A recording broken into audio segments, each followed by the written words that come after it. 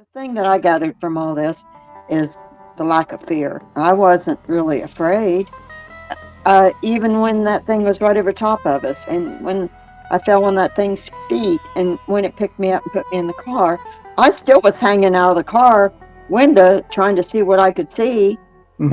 and wanting to go back up over the hill and find it again.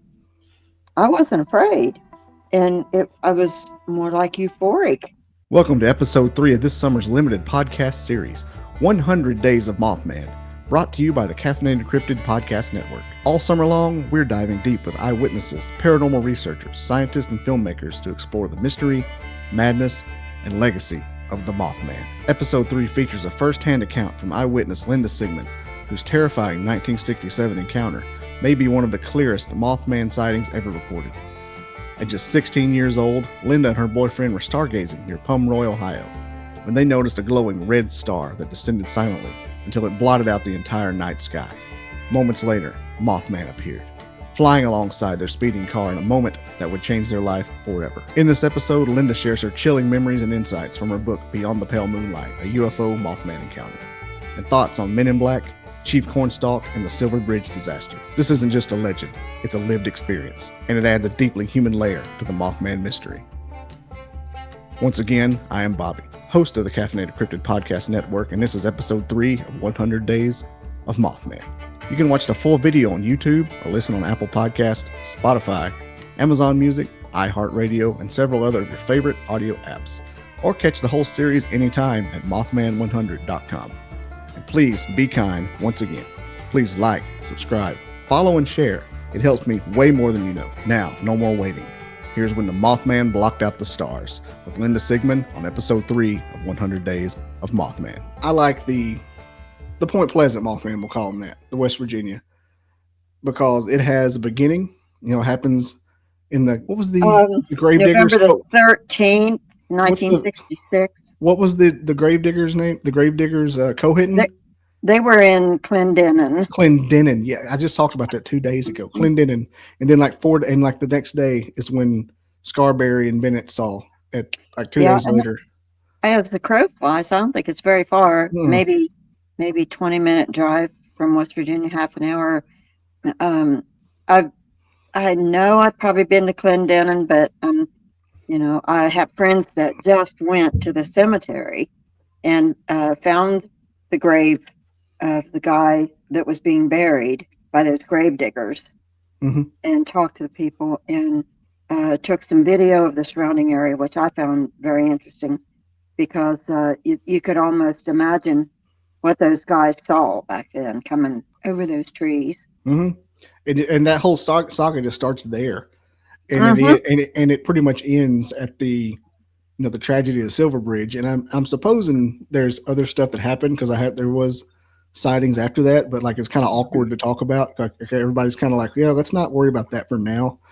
Our town is kind of destroyed for a minute. And so I could imagine, I saw Mothman, dude. Chill about Mothman for a minute, all right? And then Small Town Monsters, Seth Breedlove did Mothman Legacy. And I'm glad he did because it starts off after the Silver Bridge. And so you get some extra stuff to know that it didn't just end and it wasn't some kind of weird flash in the pan phenomenon that the locals were just coming up with. I thought your power went out. Yeah, we're summoning Mothman. You were talking about Mothman. Now see, that's another thing. I'm what they call a slider. Ever since, before that, I was pretty...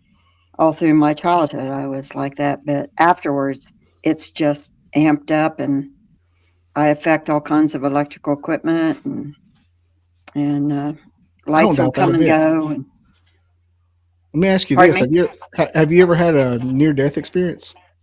I have astral travel, which I think is pretty much the same thing. I don't like to go under anesthesia because of it. But no, to say that I've actually knew that it was a near-death experience caused by a trauma, no. But I have met my mother, and she's been gone since 98. I've spent time with her in my dreams, and several other people and animals and things like that. So just about every aspect of as my life is just You've checked every box but the trauma. yeah. Oh, I've had my trauma. Yeah, yeah. I've noticed We all in have. doing. I've noticed in doing this, like the Bigfoot podcast and the Ghost podcast and the Alien Abductee podcast, that people that have the craziest just onslaught of the sightings all have an NDE from some kind of traumas. That's why I was asking. Um, I think my trauma was when I had, even though I didn't understand that's what it was because I put it in the back of my mind, is when that creature picked me up. Yeah. Because after I was regressed and was able to remember everything, I was okay. I have PTSD from it. And I was okay for a while, but then I just about lost it because anytime I would come across anything Mothman or anything like that, it was hard for me. And that was 2017. So I lived with it for a long time. Yeah.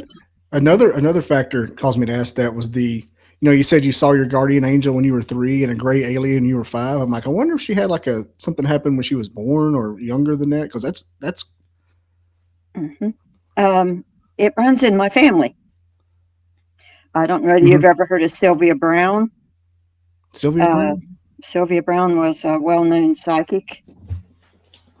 She's in my family tree.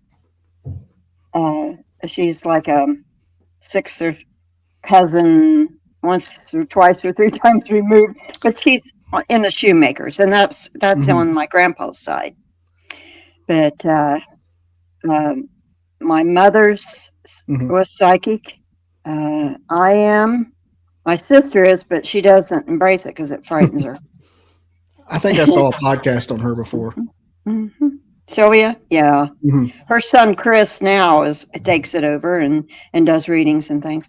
A lot of people find her controversial. I've gone to see her at a couple of places when she was in Cincinnati. Was one of them, and it was pretty interesting. She did a thing where it was like if you have a fear, she would tell you how to get rid of it. And I guess it was sort of like a self-hypnosis type of deal. She sent you into like a trance, and I had a horrible fear of flying. I mean, there was no way I was ever going to fly, ever.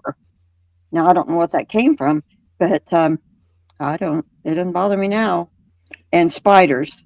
I was afraid of spiders, and I pick them up and put them outside. You could cover me in spiders, and I wouldn't think much about it. But I can't even touch a snake's skin once it's shedded. That's my daughter. She hates snakes. But as far as trauma, I think my life has been traumatic from the time I was little because of the experiences I've had. And my mother wouldn't talk to me about it, even though she had them too, until I was like in my 40s. And then we had some long talks. And she said that when I was born, that she had a near-death experience. And Jesus told her that she would be fine and she could see the tree of life. And she said, I saw all these people coming out of the tree of life. And she said, I saw relatives and people I didn't know, and they were all climbing out of these different limbs. And Jesus told her that I would be a special child. She said she didn't know what that meant until I got older. And, I had all these abilities. But her mother, too, was born in with a midwife, and she was born in the amniotic sac was over her face. And they call that being born with a veil over your face. And that's supposed to be a sign of, I know that's woo-woo, but that's supposed to be a sign of psychic ability. But so it was on her dad and her mom. And then my dad's side, his mother, she could tell the future, and she knew when she was going to pass away. And she had all kinds of experiences. She lived down below Point Pleasant, West Virginia, and she saw Black Panthers and what they called the hairy man. So. Okay, so she had a Bigfoot sighting. Yes, she did. just about 5 to 10 miles below, in Apple Grove, West Virginia, down below Point Pleasant. Uh, Also, I have found that people that many people that I've talked to that had Mothman experiences, or the children of the people that saw it, the Mothman, or had some type of experience with him, were relatives of Chief Cornstalk, and so many. Mm-hmm. And he was my 7 greats grandfather, and the boy that I was with was 3/4 Cherokee. So I think that Mothman came to certain people that were in that lineage. Now, I Mm-hmm. can't tell you why, but I think it's supernatural of some type to keep them from going down there on that bridge and in that area, because after I had that experience, it was a while before I went back down there, but I did. And that's when I saw the men in black and had the dream of the bridge falling and stuff. But I've talked to so many, even Jeff Walmsley, his wife, found out she is in the Cornstalk lineage. And so is Faye DeWitt Laporte. And she's the one that saw Mothman running beside the car. Yeah, that she had the Mothman on the hood, didn't she? Yes, she did. He Hers. I love Faye. She's awesome. She is a great story. I Now, love how did you find out you were in the Cornstalk lineage? Is that just known your whole life, or? Oh, that was interesting. My grandfather, it's through them, through the shoemakers. Is it official? I'm sorry? Is it official that you're in there? Is it? Oh yeah. Not just a rumor or anything? No. We did my grandfather's cousin, Harriet Casto. She's also related to the shoemakers. They shared the same shoemaker clan. Grandmother, I guess. Let's see how that goes. My grandpa, Homer Casto, his mother was a shoemaker. Harriet was a niece of my great grandma shoemaker. So she worked in Washington D.C. and she had the archives and different things, and she was notable over there. And she had money, and she traced a family tree. And one day she came over to see us, and she brought this information to my mother. And then I got to look, and once I got a computer and found all these people she had written down way back the lineage. The shoemakers came from Alsace, France. They came over here, and anyway, it was through some of their relatives was the Vanderpools, and it was through Catherine Vanderpool, and she was a third wife of Chief Cornstalk. And then there was Catherine Vanderpool, and then she had a daughter named Elizabeth. And Elizabeth was married to young Chief Cornstalk, which is the one they call Hard Striker. And I don't have this all down in front of me. It's just this. You're doing fine. So don't you know. Anyway, Elizabeth had children with young Chief Cornstalk, and then she married a shoemaker man, and then, but this is my lineage through the Cornstalk kids. That's legit then. Yeah. And then I talked to Chief Don Wood, a Shawnee, and he told about it too, and we talked about it. And he's on. You can find him on Facebook. Oh yeah. I've done a lot of reading on the Battle of the Shawnee. I can't think, Battle of Point Pleasant or whatever it's called, or how they wiped out the Shawnee and took him prisoner. That is like a prequel in and of itself of the whole thing. My birthday is October 10th, and that battle was October 10th. Yeah, that's how it stuck in my brain what your birthday was. You put the. It's not hard to. I bet you passed every test in school. Well, no, I hated school.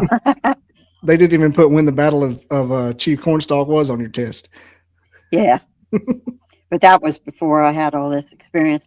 Well, I went, let's see, that I had my experience in 67, and I graduated the next year when I was 17 in May of 68. So, but I had Ohio history, and we didn't have West Virginia history. We had Ohio history, but and not a whole lot about the Indians.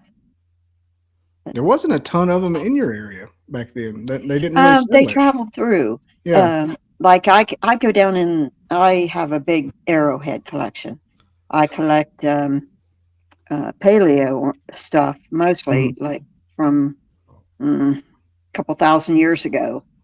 Clovis and whatnot. Clovis points and stuff. You'll find a lot of those near the river. But I have a Clovis. creek down here. And I have boxes upon boxes and boxes of celts and grinders and things like that. But I haven't found very many arrowheads here. I've found a couple from the woodland era, because they didn't stay here. They passed through, and they stayed closer to. They had their homes closer to the river. I'm probably 5 miles, 6 miles from the Ohio River, but there's a lot of hills and stuff here. But they wanted to build, right up on the banks.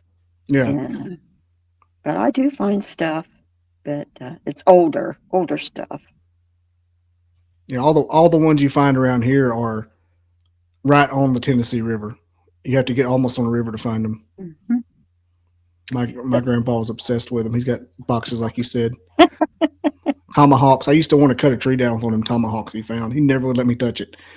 I have a couple. They're so cool. Let me ask you about your sighting itself. One of the UFOs that you saw, I think it was the smaller one, had a burst of bright light. Did you get conjunctivitis from that at all? People have asked me that. Yeah. And, first thing I thought. I got down on the floor when it went up over. So I think that's the only thing that saved me. Plus, I didn't get out.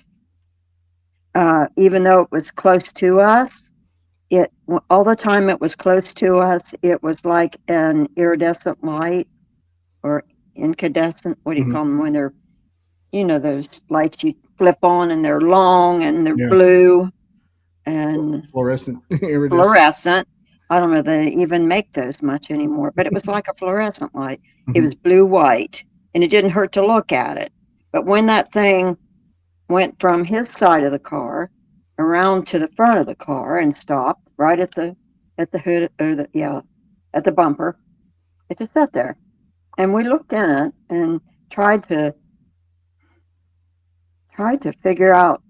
At that point, I think we were both so numb that we weren't really all that scared until the thing started to rise up. And then it rose up, and then it went up over the car, and then's when everything was right. And then he was like this over the steering wheel, and I was on the floor. And then after it went, and there was no sound with it ever either, I got out my side, he got out his side. And I walked around the front, and he walked around, and we met in the back. And I said, "It's gone." He said, "I know." And there was nothing. It was just real quiet. Yeah, that portion of your story sounded just like I don't have the name in front of me, but the couple that did get the conjunctivitis, it sounded like the exact same timeline.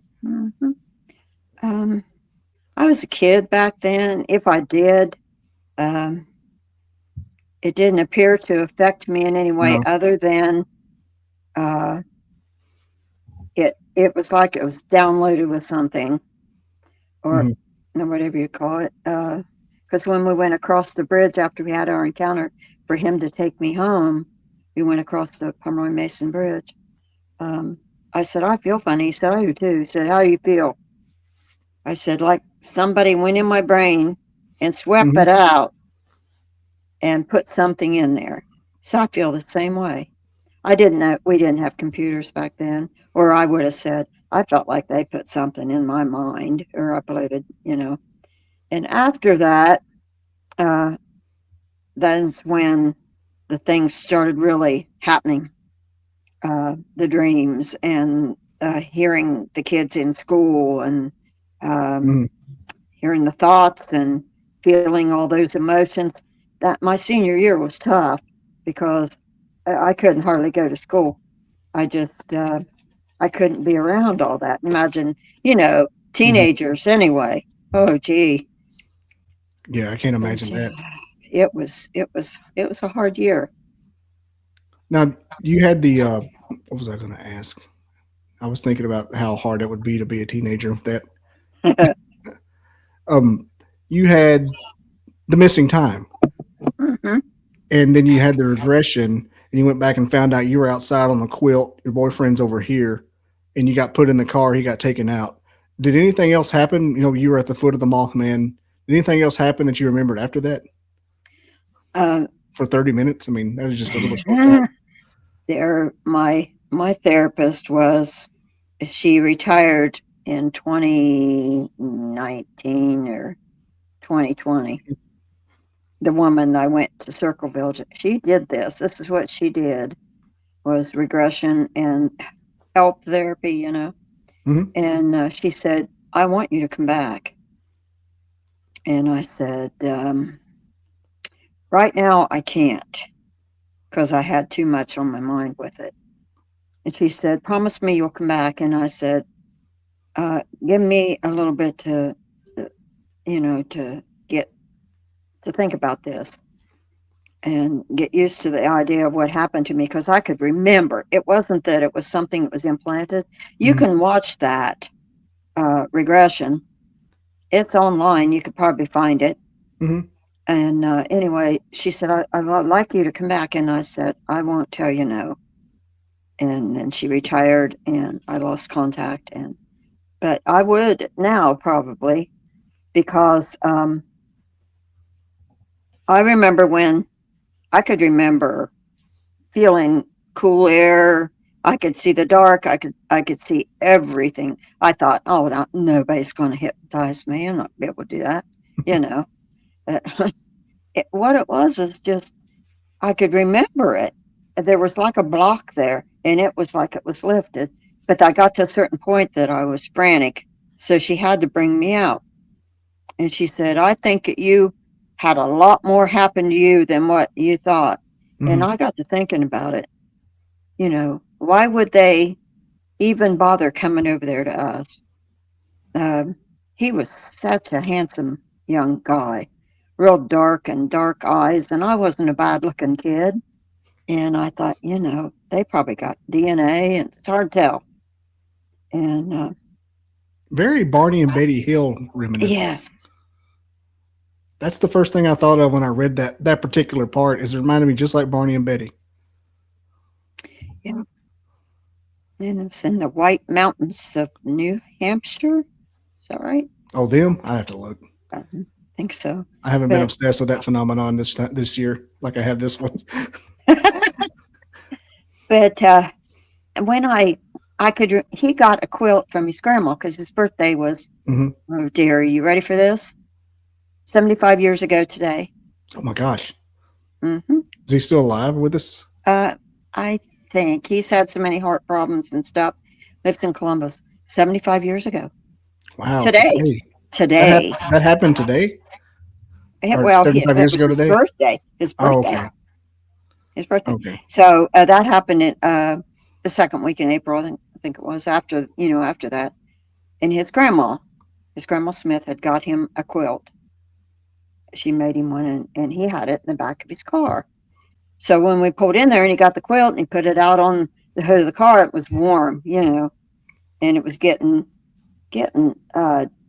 dark, and we were just laying there against the glass of the car. He had a 56 Chevy, and he kept looking over to his right, and I said, what are you looking at? He said, that star over there, look at it. I said, that doesn't look right. And then, of course, it burst through the clouds like a supernova, just bang, here it comes. Like, It why is just, it getting bigger? yeah, it got bigger. And it was closer than what I thought. Because when you see something big like that, you think full moon, Mhm. So I thought it was way over there, but it wasn't. It was less than a football field from us, probably about a football field. And then it started moving, and then it came over to us and came over top of us. And we were just laying there, and the next thing I know, he's gone. And I remember sliding on that quilt trying to get off the front. And I burnt my leg on the grill of that Chevy. I can remember, I felt it when I was hypnotized. I felt that hotness on the back of my leg, and I just slipped right down on the ground onto the pair of big feet.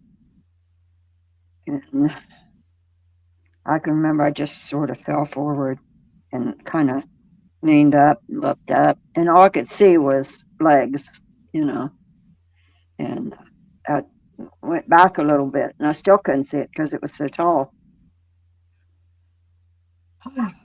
And next thing I remember, it picking me up, but it was very gentle. But I remember felt cold. Its skin was like snake. Mhm. And I didn't see any feathers, and I didn't see any big red eyes. Of course, I never really looked it right in the face because I didn't want to. I didn't know what the heck had hold of me. But it did Because have wings in it yes, it had wings, when you were on the but they were ground. down. Yeah. But its arms weren't attached to the wings like a bat. Its arms were loose. Yeah, like regular arms. Yeah, arms and fingers. It had fingers like we do, long fingers. I know it had me like by one. I only weighed I weighed less than 100 pounds. I was little. And it got me and held me and opened that car door. It was open, but he was just sitting in there in some kind of state. And I can still remember that car door opening, and the window was down, and it opened that car door and pulled him out, and he just stood there, and he just put me in, and I crawled across Mhm. because it was a bench seat, and I thought I was just well, I was dumbfounded. And then he got in, and when the car door went bang, I remember um, it sort of startled me, and I looked up and looked at him, and looked. He was just still in that state, and over to the left of the front fender there stood that creature. So I got a good look at it from the side, Mhm. and I looked up at the UFO. It was still there, and he said, "We got to get out of here." And he tried to start the car, and he finally got it going. We started pulling forward, and that creature, I don't know why I didn't see it, but I don't know if he was just tall enough that he couldn't. But it went from the bumper at the left part of the car up over and up into the trees across the road in one swoop. I mean, it didn't flap its wings. It didn't make Mhm. any noise. It just put its arms back like Superman, and out it went. The not And flapping thing is crazy to me because nobody ever reports it flapping. somebody said to me, "Oh, maybe it had some kind of backpack." I was like, "Nope, it was a man-shaped creature with a head and wings." It just put them back.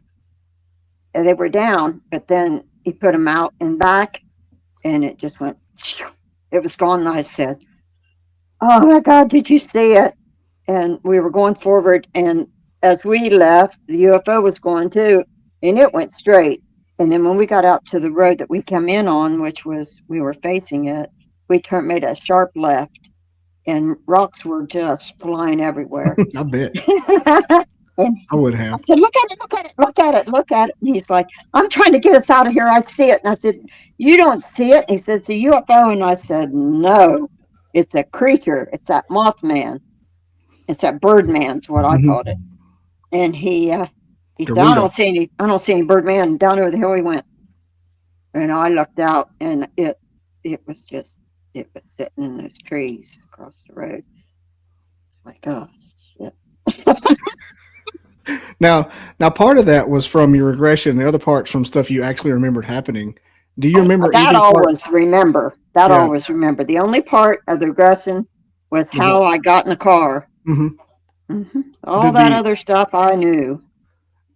Does it feel different to remember the part that's regression now than it was to remember the part you actually experienced real time? It all feels the same, like it all happened, and but it all came together. All came together, but I know in my heart there's more. Yeah, I'd say there was, because you just didn't end up with that weird feeling for nothing. That summer, I wasn't well. Well, I wasn't well after that.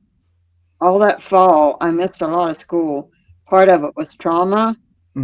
Part of it, I talked to my mom and dad about it, and they're like, I don't want to hear it. I don't want to talk about it.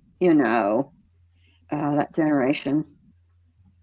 Yep. People will come around here. You tell people, and they'll come around here, and we'll have the FBI over here, and that man that's snooping around down there, a government man, he'll be up here. And my dad didn't want any, And so I minded what he said for the most part. He probably didn't. That probably wasn't bad advice as far as what we know now. Because we lived right in town, Did they ever come to your house, the Men in Black? No. Or are you just the ones you saw going shopping? I just saw those down at Point Pleasant. No, nobody ever bothered me because I kept my mouth shut. But kids just teased me. Linda's witch, Linda's witch, Linda's witch, and I was real quiet. And they called you a witch? Call me a witch, Linda's witch. Imagine. Like you're the only person that didn't see it. That's. I know. Yeah, I'm like, that's not. It was Point Pleasant in '67. Everyone's a witch. If you weren't a witch, I would say they were the ones that were being bastardized. If they weren't, they were. They were terrible. How about you? Not a witch, you weirdo, you muggle. Yeah, I tell them now, boy. It's that thing. If you could go back now, oh man, can you imagine? If I could go back now, I'd be on that ship with those guys. I would. You'd go to Linalos or whatever it's called. I'd go to Linalos, yes. With Woody and the gang. Speaking of him, my ex-husband, that was his cousin. Did you ever meet him? No, but his other cousins, my ex-husband's other cousins that were cousins with Woody, they would go to the reunions. And they said that he was adamant that he saw that thing. And it's strange, too, where Woodrow Durenberger saw... I can't think of his name. Is right. Indrid. Indrid Cold is. I live real close to where that happened. The interstate's only about 5 miles from me. And the way you described the UFO, one or two of them, it reminded me of Indrid Cold's craft that Woody saw. Yeah. Yep. Like it was big though. The first one was giant. Now the second one, it was only about the size of a Volkswagen. Yeah, the second one. Beetle. Reminded me of Indrid's. It's all the same creatures. My grandma saw them. My grandpa saw those smaller ones. All their neighbors saw them. And I didn't know it till years later that the neighbors all saw them. When I talked to my grandmother and grandfather's neighbor's daughter, I saw her in the hospital in the 90s when I took my mom down there for some treatments. And I got to talking to her, and I said, your mom and dad saw those UFOs in the 60s. She said, yeah, she saw it too. And I said, they said it was, all down through there. And she said, yeah, almost everybody that lived on Route 7 from the fairgrounds in Pomeroy out to the river saw them. You could set your clock by them, 3 o'clock every morning. Some people would go out and sit and watch those things go down Route 7 and go out to the river and go upriver and then come back and either go back out the way they came. Now, where they were going from there, I don't know, or they go towards Point Pleasant. So I made the comment that I don't know why the place wasn't swarmed by the military, like at the end of that movie E.T., as much activity as you could depend on happening back then. I know. Unless they knew about it. They knew about it, I think, and they wanted to keep it quiet. I think that there were, I know this is hearsay, but I know from some reputable sources that there are tunnels from the TNT area to where the bridge was, where they used to move the TNT and the bomb stuff that they made to put in bombs, through those tunnels to the bridge, to the boats, and then they'd move them up or down river to wherever they were supposed to be. And I don't think that because of the Cold War, I don't think that our government wanted anybody messing around enough to wonder why they were down there, because they would find out that I think that stuff, was still stored down under there.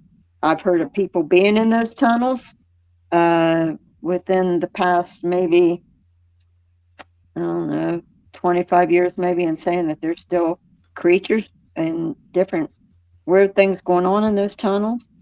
Now, I've been in the igloos, but these were tunnels that went from the old TNT plant to underground to the river, which wasn't that far away. 2 miles maybe. It's not beyond the government to do something like that. I mean, if you look at Montauk, it's the same sort of scenario. One of the most interesting parts about your sighting, which makes it, as of today, one of my favorite sightings, even though it's reminiscent of all the other ones with the car chase and missing time. It's very, very textbook. But the fact that your family saw it happen at a bird's eye or an aerial view while it was happening, that's insane. Yes. That's crazy. Amazing? They all saw it happen. That white one, the small one that went up over top of us, it just kept going over top of I call it a mountain. Yeah. And then it rose up over top of that mountain, which was across the river from where my mom and dad were sitting on the front porch. And they saw it, the very one that we saw, come up over the mountain and turn to their left and go, just barely made it over the bridge. My dad said that. Yeah. I love these maps. That's all from my head. So no, this is my favorite part of the book. Oh, it shows like what exactly happened. Like, look at Grandma's house up there at the top, and your house is down here by my hand. But imagine, like, I know how it looks to look out because it's kind of similar terrain around here with the smaller mountains. Yeah, I can imagine what it would look like to see, like, well, what the hell is that? That's just exactly what he said. And because my grandma lived 3 miles from us too. Yeah. And so it's like they see it here. Yeah. You get home, you think you're in trouble, and all of a sudden, y'all see them UFOs? Yeah. Yeah. I was like, oh, what I do now? He knew. He knew we were out there sitting in the dark. Yeah, I didn't know where the book was going when you said the guy he got the quilt out. I'm like, oh, what kind of book is this? What's about to happen? It's some kind of Danielle Steele novel I'm about to read. Oh, yeah. Lady Chatterley's lover. Yeah. Like, what was the Pale Moonlight? No. What did they say about the missing time? Like, did you compare notes? Me and him, you mean? I couldn't get him to talk about it. No, I mean, like when you got home, what did they say I couldn't get them to talk to me much about it either. I can just remember that I left at 7:15 and it was almost 9 when I got back. And, it wasn't long that we were out there at that place before it started getting dark, and we saw it, come the big one. And then we went down over the hill and sat down there for, just less than 10 minutes. And here came the small one. And then it went up over us. And then we went across the bridge and we went up to Pomeroy, which is right along the river, and sat and looked over towards his house, which was right on the other side of the Ohio River, and looked across the hill and saw some white lights. And then we went home, and it was it was what, an hour and a half, almost 2 hours, and it's like, what happened to that time? Where we were from where I lived real close to the Pomeroy Mason Bridge, which Mm-hmm. probably took 6 or 7 minutes to get to where we were parked on that hill across the river. And if we were over there, say 15 minutes, that's just a little over 20 minutes. And then what happened all that time after that thing was on top of us? Yeah. Because it came almost immediately. And we went right down over the hill, which was a quarter of a mile. Everything seems so 5 minutes away, and you lost Yeah. it, and you took 2 hours. Like That's just it. it's got to be noticeable. There was at least a half an hour. I would say half an hour, 45 minutes.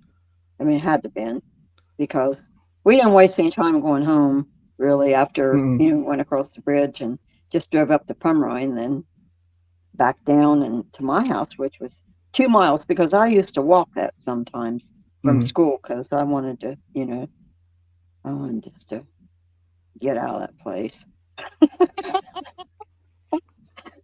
So, but I Now, walked home a lot. now you only saw the quote unquote Mothman with the first craft. Nothing with the Yeah. second. Nothing with the smaller one. No, but I felt like that thing was alive. Mm-hmm. We talked about that. My boyfriend and I talked about that. It seemed like I didn't know the word entity. I'm sure I'd heard it, but I didn't know how to Mm-hmm. put that into context. It felt like if it could have, it would have spoke to us. And because the thing that I gathered from all this is the lack of fear. I wasn't really afraid, even when that thing was right over top of us, and when I fell on that thing's feet, and when it picked me up and put me in the car, I still was hanging out of the car window trying to see what I could see, Mm-hmm. and wanting to go back up over the hill and find it again. I wasn't afraid, and I was more like euphoric. It was like when Mm-hmm. a couple summers ago I went to see the Grand Canyon, and I was amazed. I mean, I'd always seen it on TV and things, but to see that thing in person, you're in awe. You're spellbound. And I think that is how I felt when I saw that creature. It's You don't like have they ADHD, are do you? real. I'm sorry? Do you have ADHD? Oh, I probably do. I was thinking because the few times I had a real paranormal experience, I wasn't scared at all either. Like I was in like I was solving a puzzle almost, and I always thought I'd be freaking out. But No, I'm not afraid of anything. they say that ADHD people think slower in situations like that, so maybe your fear wasn't there. No, I'm sure I do. I think I'm above average intelligence. Um, I've always scored well on tests and things, and things were easy Mm-hmm. for me. But I'm one of those type of people that I didn't really apply myself as much as I could have. Same. You know what I mean? I'm regretting that And in my 40s. but I'm an artist, and I paint. Now I paint Bigfoot and a Mothman, and Oh yeah, how did the appearance of the creature, the Mothman, compare to Bigfoot? Appearance wise, maybe smell oh, wise. did you see the picture in my book? Yeah, I did. And The doesn't feel. that look like a Bigfoot? Yeah, that's one of the things. Like very similar. I drew that on the way home on a piece of paper that was in the glove compartment. I said, I have a picture in my head of what that thing looked like, and see how little I am. Yeah, the way you described it as being 10 feet tall with the giant feet and everything. I'm like, I wonder if they're not some derivative or relative or something like that. I think so. The one that I saw out here, I saw one Bigfoot. That's it. See, spirits, Hmm. all that kind of stuff, animals, uh, ghosts, Bigfoot, all kinds of creatures um, are attracted to me and me to them. But I think they're all from the same realm. Uh, that's why the Bigfoot out here, I can't say definitively that yes, it's a Bigfoot, but I know what I saw and I know what I've collected and researched since 2017. My next book's going to be Bigfoot.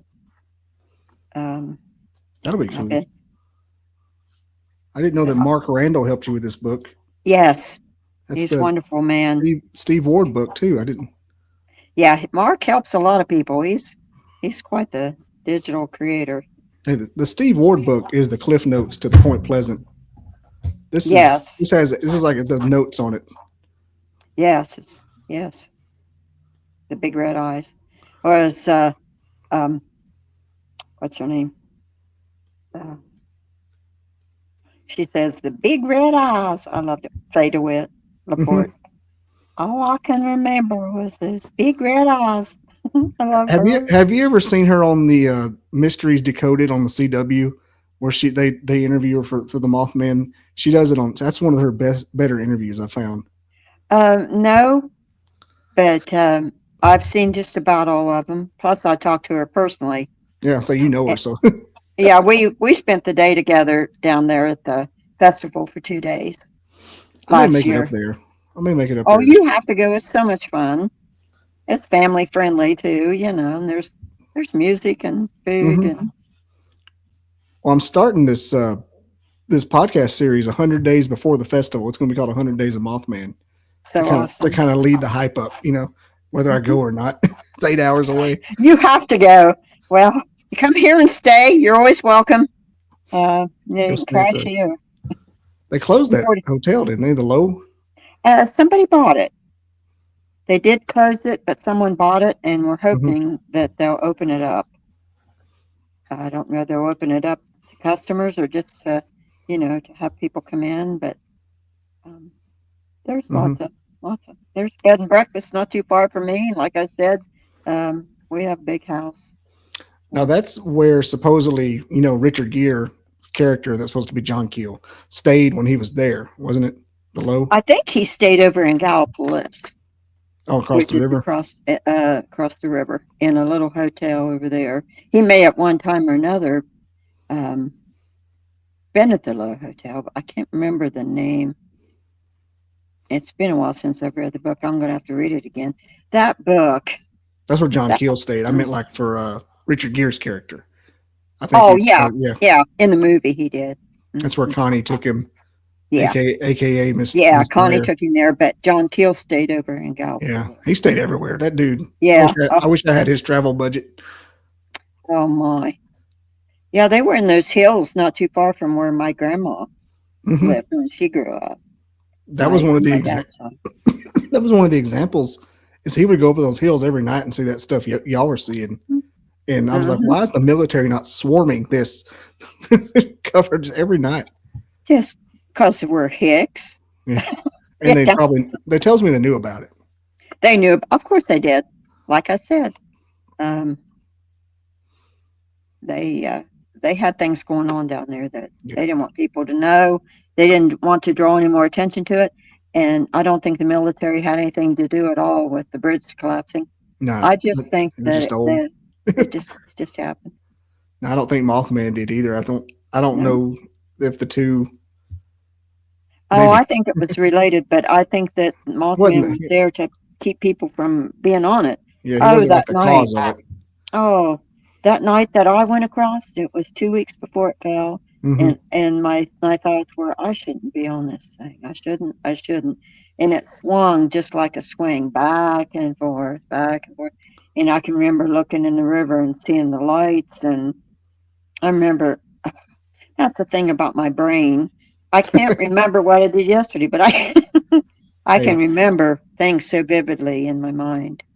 did you know that Mary Hire and everybody else was having the same dreams? Or did you find that out after the fact about the presence and the tragedy? I read the book. I was shocked. Oh, the John Keel book, and you found that out? Hmm. Oh my gosh. Yeah, I was shocked. And then there was the movie, and they showed it pretty much like I saw in my dream. There were other people too that had that dream. Lots of people. Yeah, there was dozens from what I Hmm. hear, from what I remember. I don't know whether Faye had it or not. I'll have to ask her. Mary Hire had it, and at Hmm. least two others that John Keel Oh, knew. there was a bunch. Hmm. And you know, Connie, Sheriff Connie's character was Mary Hire Yes, for like, well, she was 4 or 5 put in. They did a lot of she, consolidation. they That book was did. all that book was all over the place. It was sensationalized to make a movie, but that's okay too. It was an interesting movie, and there were some real parts in it. Hmm. Um, They did a good job of encapsulating the story and making they it did. They palpable for the did. least common public. What the one thing I would change, and I even heard John Keel liked it. Steve Ward told me John Keel liked it. The movie said it did a good job. One thing I didn't like Hmm. was how they took Gordy or Gordon, what his name was, which Yes. was Woody, Yeah. Yeah. and they kind of made him seem like a crazy person because he wasn't. He was Woody was a blue collar guy that down to earth, and they made Gordy sound like he was insane. He was a shoe salesman one year. Yeah, he I'd worked have to in look at it, Marietta. but Yeah, he he was. killed himself in the woods.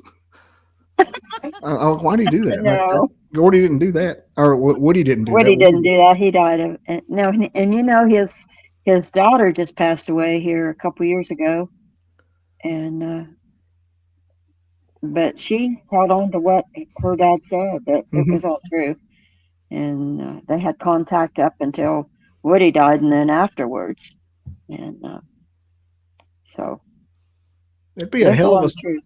it'd be a hell of a something to make up though if he did. I mean, that's a cinematic universe. I Oh mean, yeah. I mean, why would he? A lot of that stuff, like what's his name, Todd Urey. Hmm. He's the one that saw it above his head. Who Hmm. was the one Tad? Who was Tad that saw the thing on the road and he came back home and there was a letter on his door saying, "We know what you saw. Quit talking about it." I can't There's remember. there's a Tad and a Todd and there's a Connie Okay. and Yeah. there's, there's like 7 Connies. I, I, everybody's name's Connie. Yeah. If Connie or Bennett, so there was Scarberry and Bennett. They saw they had the TNT. Linda Who Scarberry. Yeah. The Malay. who is the one that Mallet? Malay. Mallet's the Yes. one that saw the thing in the yard holding the baby. Yes. And she dropped the baby. Yeah, Yeah. that's a crazy story. But the baby's probably screaming and squirming, and I don't think it was a newborn baby, you know. Like But 2 years yeah, old, I it, believe. it tried to get in the house. Now I had Bigfoot out here that tried to get in my house one night, and my son was here, and my granddaughter, and we both experienced a night of siege. Really? Well, it was in March 2 years ago, and they pounded on every area of this house, and these windows. It's like a tri level, and these windows go clear to the ground, and then there's about 20 feet down below them. Something was knocking on these windows in the back of the house here, and that it would have had to have been 10, 15 feet tall. And we'd go out and look and be gone. But they were just like boom, boom, boom, till like 3 o'clock in the morning, and it finally stopped. Now around that time, like the 66, 67 time frame, how was the Bigfoot sighting activity around Point Pleasant? I know John Keel mentioned it in passing. I was like, is it like in the Um, outskirts? Was it like a lot and like no one just talked about it? I don't remember hearing much about it until Patty, till Hmm. Patty, and that was afterwards. I go back and forth on that one because it doesn't Hmm. match any other stuff we're hearing now. Yeah, But it's fun. It's a fun subject to look at. but the only time I ever heard about it, I heard it was called the Hairy Man, Hmm. and that was right down below Point Pleasant. And my grandpa, great grandpa, Hambrick, What? he rode a horse. Y'all are Hambricks? Uh-huh. My mom's maiden name's Hambrick. Are we related?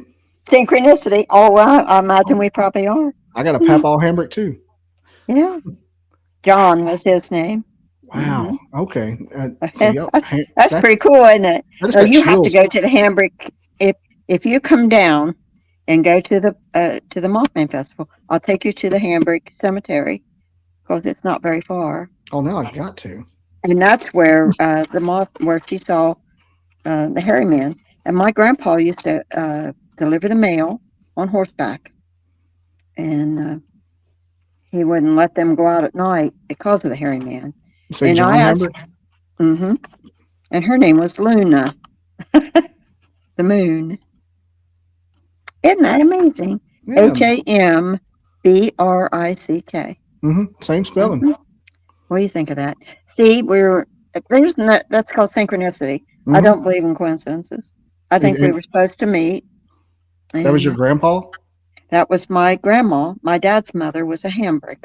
I know I traced them just from the free version of Ancestry.com or whatever. That I thought you'll find John. And it was like 4 or 5 generations they were in Virginia, and then they've been in Alabama and southern Tennessee since like the 1800s. Yeah. So they probably same bunch. Yeah. And what was your grandpa's first name? His first name was Elmer, but he went by Jack. Jack. I'll see if we aren't somewhere on the same tree, but I bet we are. Grady was his dad's name. Grady. Okay. It's crazy. It's Hambrick. It's like a Scottish thing, so it's like Smith. But here's a funny thing that happens around. Here's a funny thing that happens around here with Hambricks is a lot of there's a big African American clan of Hambricks, which means they took our last name. A long time ago when something happened.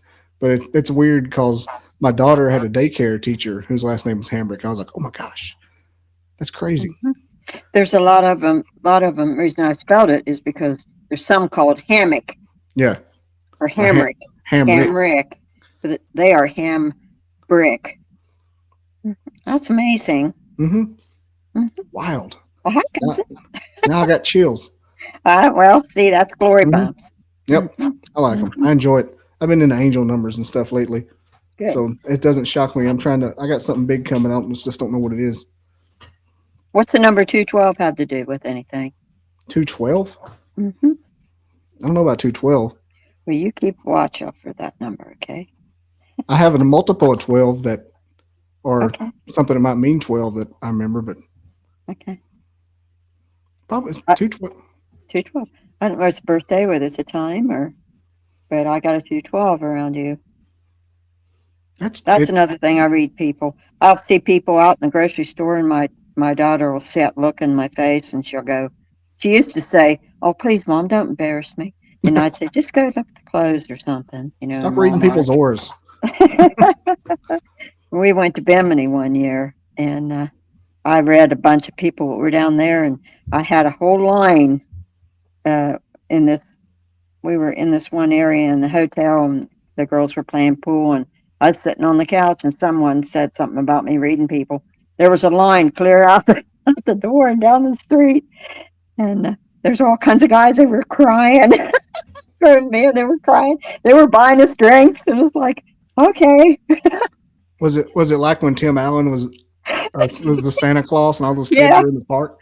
It was like that. All the kids were lined up? Yep. That's cool. It's like Bad Santa. Yeah. Oh, dear. If you took the main angel number I see, it's 12 divided by 2. Plus that, it's. Or if you had 2 and 1 and 2, like 5, you get 5. 626 and 262 are big angel numbers for me. Okay, so 212 is not far off. Okay. All my grandparents had 62 in their phone numbers, and so does my wife. So it's kind of like I was like, oh wow, really? I didn't even notice that till years later. Numerology is amazing. Yeah. It's been a great time. I'm glad you came on here. It's been fun. This hour and a half passed quick. Oh, are you kidding? You lost time again. Yep, I did. Yeah, I really appreciate it. Hopefully, I can Oh, get up there and meet everybody yep. this Like I spring. said, if you guys don't have any place to stay, just let me know around Mothman time. And, We can always stay up there in Huntington, drive 40 minutes, stay at a Days Inn. I'm about that. I'm about that far, about 45. But we just go down and get down through Ravenswood. That's not too far that way. One of You can look. You can find me on Google Earth. one of my next projects is I want to do like a deep dive on the Appalachians, history, folklore, and